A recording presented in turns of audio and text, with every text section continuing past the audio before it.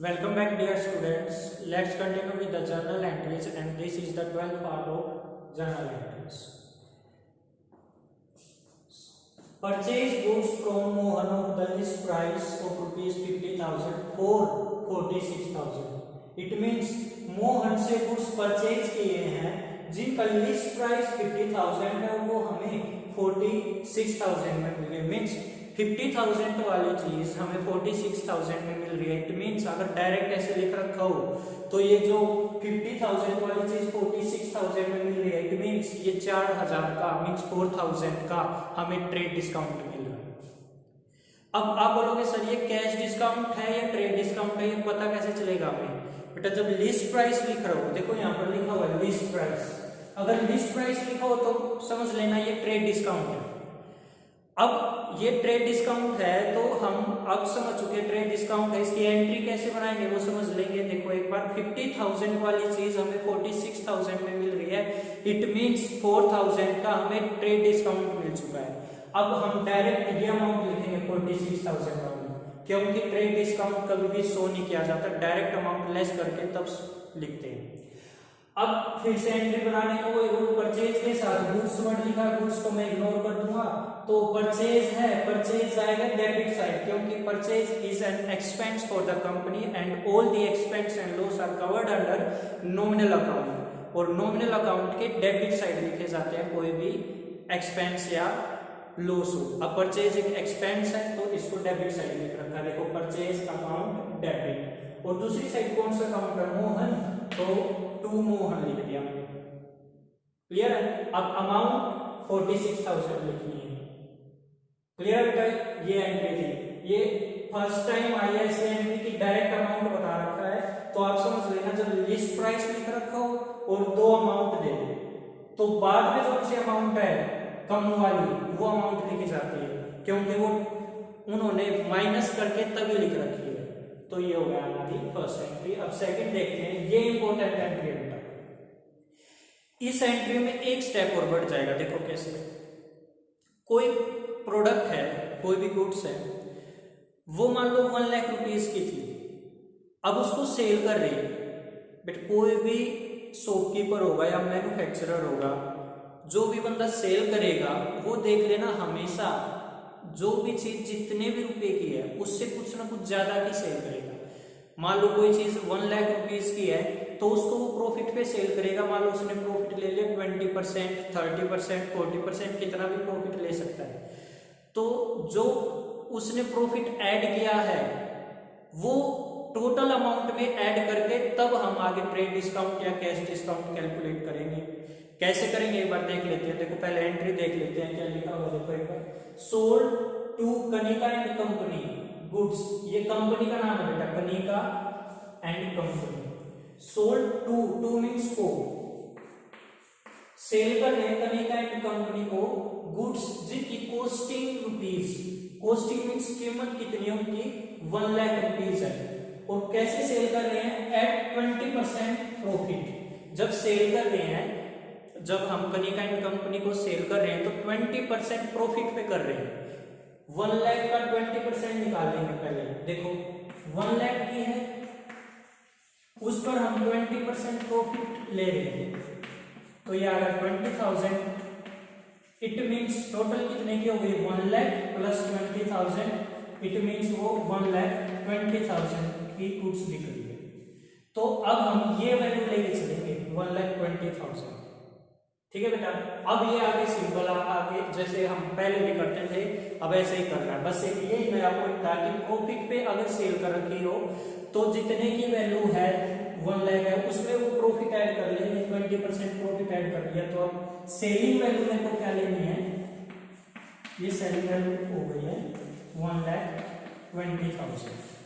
अब इसी पर आगे ट्रेड डिस्काउंट निकलेगा और फिर कैश डिस्काउंट निकलेगा। 20% प्रॉफिट पे सेल कर रहे हैं, अलोइंग 10% ट्रेड डिस्काउंट। जब हम सेल करते हैं तो ट्रेड डिस्काउंट या कैश डिस्काउंट अलो करते हैं, देते हैं, गिव करते हैं, तो उसको हम 10% तो ट्रेड डिस्काउंट दे रहे हैं, 5% कैश डिस्काउंट दे रहे हैं। ठीक है बेटा? यहाँ तक आगे देखो, Kanika and company made 40% payment immediately by cheque, और जो कनिका एंड कंपनी वाले हैं वो हमें पेमेंट कर रहे हैं ओनली 40%, बाकी 60% जो अमाउंट है वो उधार में है, क्रेडिट में है। क्लियर है बेटा यहाँ तक? अब देखो कुछ पेमेंट आ चुकी है, कुछ नहीं आई है, तो जितनी पेमेंट नहीं आई है मीन 60% पेमेंट नहीं आई है, उसके लिए कनिका एंड कंपनी का हम नाम लिख लेंगे, क्योंकि उधार है भाई, जिसने हमारे पैसे देने हैं उसका नाम तो हम कभी नहीं भूलते, it means Kanika and company का नाम भी लिख लेंगे। अब वो पेमेंट कर रहा है 40%, तो मैंने आपको पहले भी बता रखा है जितनी पेमेंट होती है उसी पर कैश डिस्काउंट निकलता है। अब वो कैश डिस्काउंट कैसे निकलेगा वो भी हम यहाँ समझ लेंगे, बट अब पहले एंट्री देख लो क्या बनेगी। देखो एक बार हम सेल कर रहे हैं और आपको पता है सेल क्रेडिट साइड जाता है, क्योंकि सेल करते तो इनकम होती है और जो भी इनकम होती है हमारी वो क्रेडिट साइड जाती है। क्यों जाती है? क्योंकि नॉमिनल अकाउंट का रूल होता है, अगर कोई इनकम हो रही हो तो उसको क्रेडिट साइड लिख लेंगे। देखो मैंने क्रेडिट साइड लिखा हुआ है, टू मीन्स क्रेडिट ही होता है तो टू सेल लिखा हुआ है। अमाउंट कैसे आई अभी बता रहा हूँ, पहले एंट्री देखो। अब जब हम सेल करते हैं तो हमारे पास कैश आता है, ठीक है, कैश से पेमेंट भी हो सकती है आपको ये पता है, और चेक से भी हो सकती है, और जब चेक से पेमेंट हो तो हम बैंक वर्ड यूज करते हैं।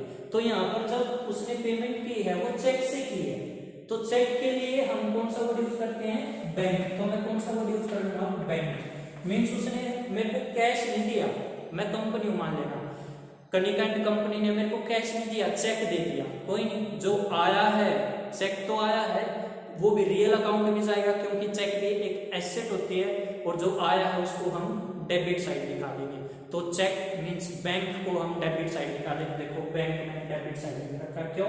क्योंकि एक एसेट है और एसेट जाएगा रियल अकाउंट में, और रियल अकाउंट का रूल होता है डेबिट व्हाट कम्स इन। देखो बैंक मीन्स कैश आता तो कैश लिख लेता, अब चेक आया तो बैंक अकाउंट डेबिट लिख लिया। आपको ये हो गया, पॉइंट तो क्लियर हो गया। अब फिर मैंने आपको एक बात और बता रखी है, जिस साइड कैश या बैंक आता है उसी साइड डिस्काउंट आता है, कैश वाला डिस्काउंट।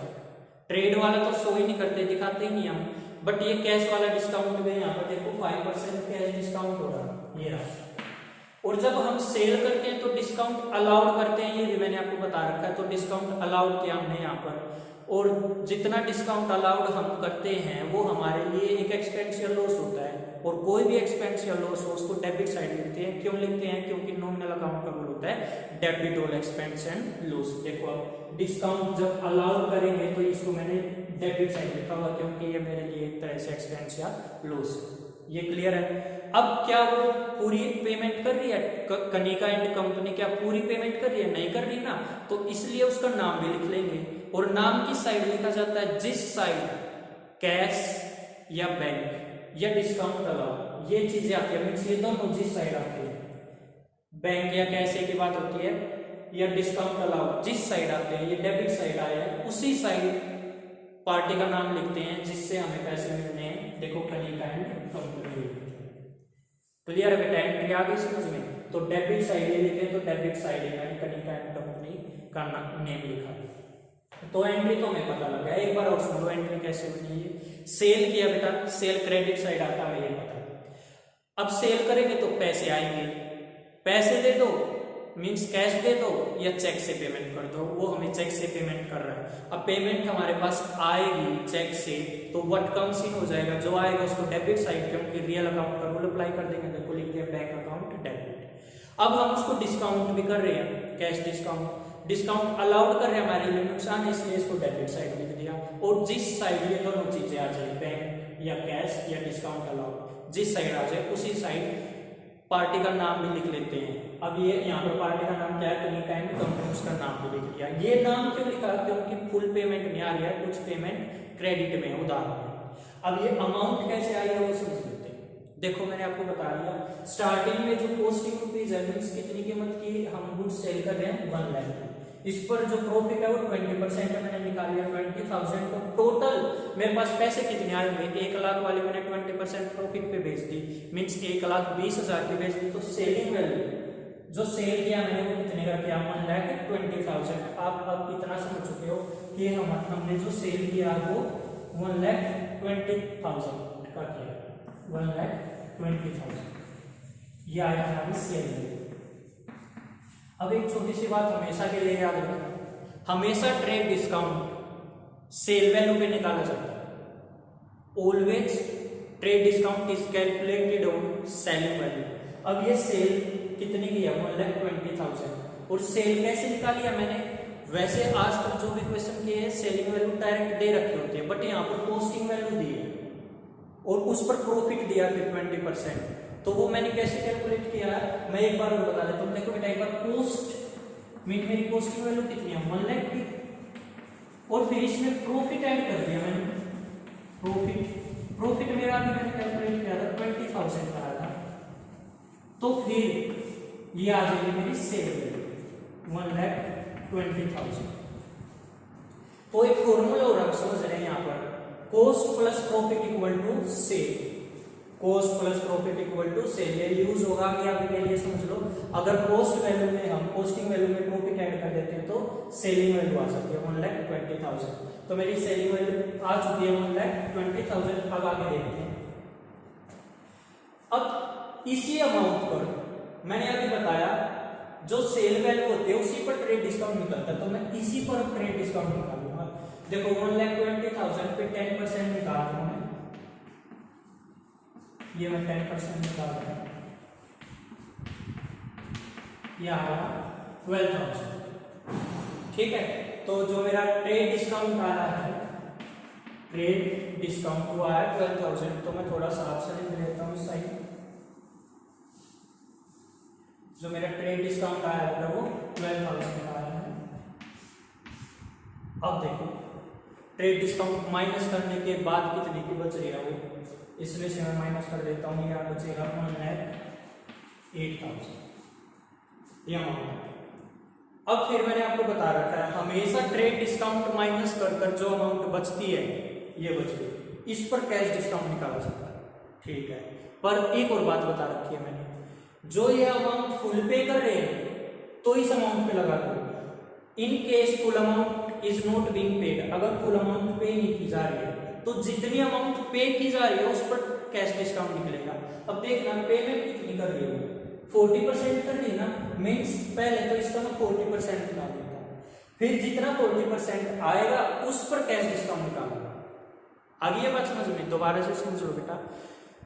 सबसे पहली बात मैंने क्या बताई है, अगर कॉस्टिंग वैल्यू दे रखी है पहले उसमें प्रॉफिट ऐड करो, सेलिंग वैल्यू निकाल दो, निकाल दी 1,20,000 आई। फिर जो आई है 1,20,000 उस पर ट्रेड डिस्काउंट निकाल दो, ट्रेड डिस्काउंट निकाल दिया, 10% था तो वो 1,20,000 का 10% 12,000 आया, तो अब 1,20,000 में से मैंने 12,000 माइनस कर दिया तो मेरा आ गया 1,08,000। क्लियर है यहाँ तक। अब मैं अगला स्टेप क्या देखूंगा, भाई पेमेंट कितनी की जा रही है। अगर फुल पेमेंट कर रही हो तो मैं इसी पे कैश डिस्काउंट निकाल देता, बट अब यहाँ पर फुल पेमेंट नहीं की गई है, यहाँ पर ओनली 40% पेमेंट की गई है, मीन 60% अभी भी क्रेडिट में है, उधार में। तो पहले मैं इसका 40% निकाल देता हूँ एक साइड तो, और एक साइड इसका निकाल देता हूँ मैं 60%। चलो निकाल देते हैं 1,08,000 का 1,08,000 का 40% निकाल 2000 भी, तो ये कितना हो जाएगा 1,080 लगा देता हूँ,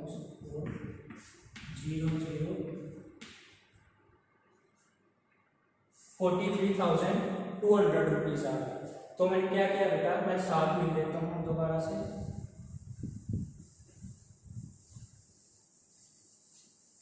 देखो टोटल अमाउंट मेरी आ चुकी थी 1,20,000, उसमें से 12,000 माइनस कर चुका हूँ, ये बच गया 1,08,000।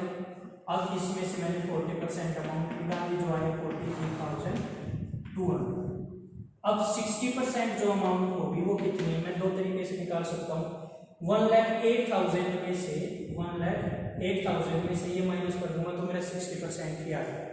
और अगर मैं डायरेक्ट निकालना चाहूँ डायरेक्ट भी निकाल सकता हूँ। कैसे, देखो 1,08,000 है ना, इसका 60% निकाल देते हैं, 0 से 0 भी ये बचेगा 1,08,006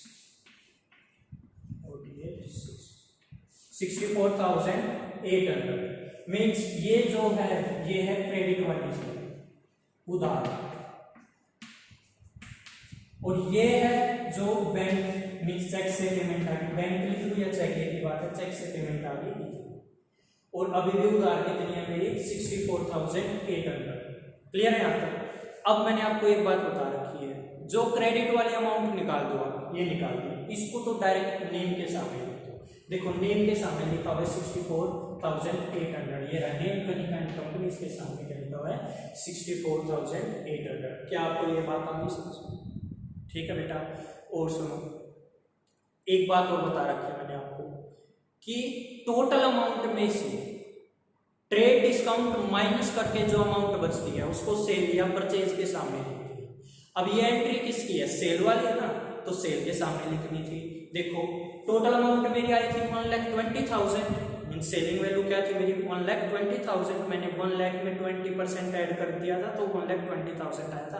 फिर उसमें से मैंने ट्रेड डिस्काउंट 10% में 12,000 माइनस किया था, तो मेरी बच गई थी कितनी अमाउंट 1,08,000। और जब ट्रेड डिस्काउंट माइनस करके जो अमाउंट बचती है उसको परचेज या सेल के सामने लिख देते हैं। हमारी ये एंट्री है सेल वाली, तो सेल के सामने देखो 1,08,000 लिखा हुआ।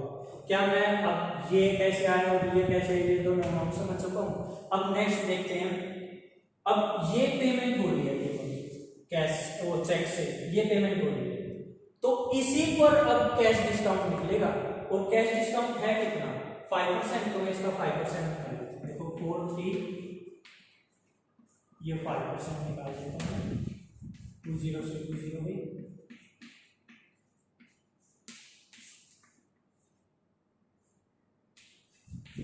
2160। तो मेरा जब अगर मैंने इस पर जब 4,3,200 का 5% निकाला मैंने, तो मेरा आया है 2160। और इस पर जो निकाल के आता है वो डायरेक्ट डिस्काउंट के सामने लिख देते हैं। देखो यहाँ डिस्काउंट लगा हुआ है, ये अभी पता लग गया मेरे को कैसे आया। अब सुनो, दो तरीके से बताऊंगा ये अमाउंट कैसे आ सकती है। एक तरीका तो क्या है, जितना आया है ये 4,3,200, ये कैश में पेमेंट है ना 4,3,200, इसमें से मैं माइनस कर दूं अगर 2,160, तो मेरा ये अमाउंट आ जाएगा 4,1040, ये आ जाएगा। ये देखिए मीन जितनी मेरी कैश में पेमेंट हो रही थी 4,3,200, इसमें से कैश डिस्काउंट जितना है वो माइनस कर दो तो ये अमाउंट आ जाएगा। इसको यहाँ पर लिख देंगे। एक तो वे ये है लिखने का, दूसरा क्या है, इस अमाउंट में से ये दोनों अमाउंट माइनस कर दो, पहले इन दोनों को टोटल कर लो और फिर इसमें से माइनस कर देना, तब भी ये तो आपका अमाउंट भी लिखनी आ गया। ये अपने आप में एक अलग तरीके की एंट्री थी। इसमें एक जो एक्स्ट्रा पॉइंट क्या था कि भाई पहले कॉस्टिंग वैल्यू दे रखी है और फिर उसको प्रॉफिट पे सेल कर रही है, तो पहले costing value plus profit add करेंगे तो सेलिंग वैल्यू निकालेंगे। जो हमारे पास सेल वैल्यू आ जाएगी फिर उस पर ट्रेड डिस्काउंट निकालेंगे और ट्रेड डिस्काउंट माइनस करके सेल या परचेज के सामने लिखते हैं। सेल वाली एंट्री सेल के सामने लिख दिया मैंने। फिर ये अगला स्टेप में मैं क्या देखूंगा, नेक्स्ट स्टेप में मैं ये चेक करूंगा भाई पेमेंट कितनी करें। अगर फुल पेमेंट करें तो इसी पर मैं कैश डिस्काउंट निकाल देता, बट यहाँ पर 40% पेमेंट हो रही है तो मैं 40% निकालूंगा। पहले 40% मैंने निकाल दिया, 4,3,200 आया, फिर उस पर 5% निकाल दिया कैश डिस्काउंट किया, और फिर इसमें से ये दोनों माइनस करो, ये अमाउंट भी आ जाएगी। एक और तरीका बताया 4,3,200 जो आया उसमें से ये वाला माइनस कर। ठीक है बेटा, थैंक यू।